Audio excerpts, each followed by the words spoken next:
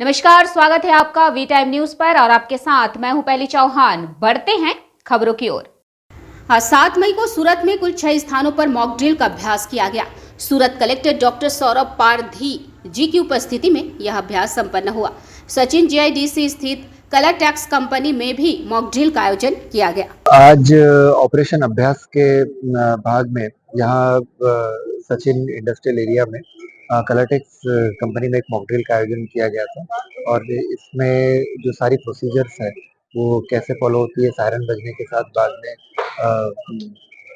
जो यहाँ पर सिमुलेशन किया गया था कि एयर रेड के कारण टैंकर में आग लगी और केमिकल हजार्ड की जो पॉसिबिलिटी है, केमिकल हजार्ड की पॉसिबिलिटी को देखते हुए जो हमारी हेल्थ फैसिलिटीज है उनकी प्रिपरेशन, इवैक्यूएशन कैसे किया जाता है, मैन पावर की जो सारी ट्रेनिंग है, स्किल है, वो सबको चेक किया गया।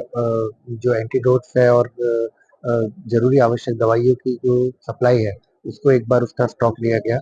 मेडिकल फैसिलिटीज है वो भी हम लोगों ने एक बार चेक करी है और एक पूरा सिमुलेशन के साथ में हमने आज की मॉक ड्रिल जो है आज यहाँ पर खत्म किया। सर मॉक ड्रिल और कहीं पे है कि खाली कलेक्टर? मॉक ड्रिल सूरत जो पूरा सिटी और रूरल विस्तार है सूरत जिले में 6 जगह पे मॉक ड्रिल का आयोजन किया गया है। इसके अंदर में जो वाइटल इंस्टॉलेशंस है उन सबको लिया गया और वहाँ पर अलग अलग टाइप की जो सिमुलेशंस है, जो वॉर एरियाज में जो हो सकता है, जो संभावित डैमेज हो सकते हैं, उनको ध्यान में रखते हुए जो एक्शंस हमारी तरफ से अपेक्षित है उसको लेते हुए जो सिविल डिफेंस की अपनी टीम है, जो ऑन साइट कंपनीज है उनका खुद का जो कैपेसिटी बिल्डिंग है वो सब भी उसका जो हम लोगों ने स्टॉक लिया। આજે સચિન ખાતે કલર ટેક્સ કંપનીમાં જે મોક ડ્રીલ રાખવામાં આવી હતી એ મોક ડ્રીલ 4 વાગે જ્યારે સાયરન વગાડીને શરૂ કરવામાં આવી હતી અને આ મોક ડ્રીલ દરમિયાન આપણે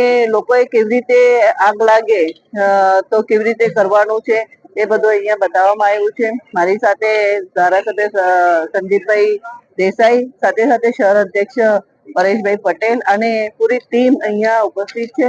અમે આ મોક ડ્રીલ નિહાળી ત્યારે જોયું કે કેવી રીતે અહીંયા ફાયર વાળા બી છે અને કેવી રીતે આગ બુઝાવવાની કોશિશ કરી હતી। સાથે સાથે જે કઈ ઈજાગ્રસ્ત થયા એ ઈજાગ્રસ્ત લોકોને કેવી રીતે શિફ્ટ કર્યું છે, હેલ્થ સેન્ટર હોય કે હોસ્પિટલમાં કેવી રીતે રિફર કર્યા છે એ પણ અહીંયા બતાવવામાં આવ્યું છે।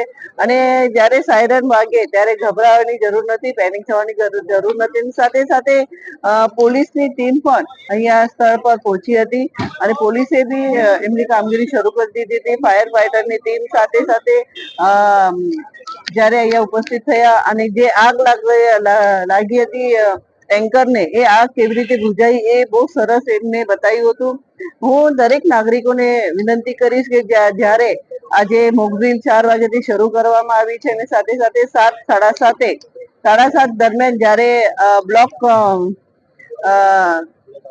બ્લેકઆઉટ જ્યારે જાહેર કરવામાં આવ્યું છે તો દરેક નાગરિકોને આજે 7:30 વાગે પોતાની ઘરની જે લાઇટ હોય બધી જ હોલની રૂમની લાઇટ બંધ કરવાની છે અને આપણે બ્લેકઆઉટમાં સમર્થન આપવાનું છે। અને તમે જો કે પેનિક થવાની જરૂર નથી, તમારા ફ્રી ટીવી ને બધું ચાલુ રાખજો અને જેવી રીતે આપણે બ્લેકઆઉટને આપણે દેશની સાથે એક ઉભા રહેવાનું છે અને મોદી સાહેબ જેવી રીતે આ યુદ્ધાભ્યાસ કરી રહ્યા છે એમને આપણે પૂરા સહયોગથી સહકાર્યથી આપણે સામેલ થવાનું છે।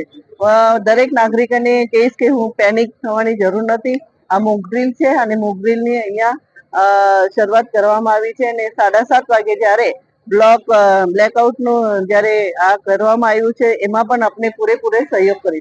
वी टाइम न्यूज के लिए सूरत से अंकित दुबे की रिपोर्ट।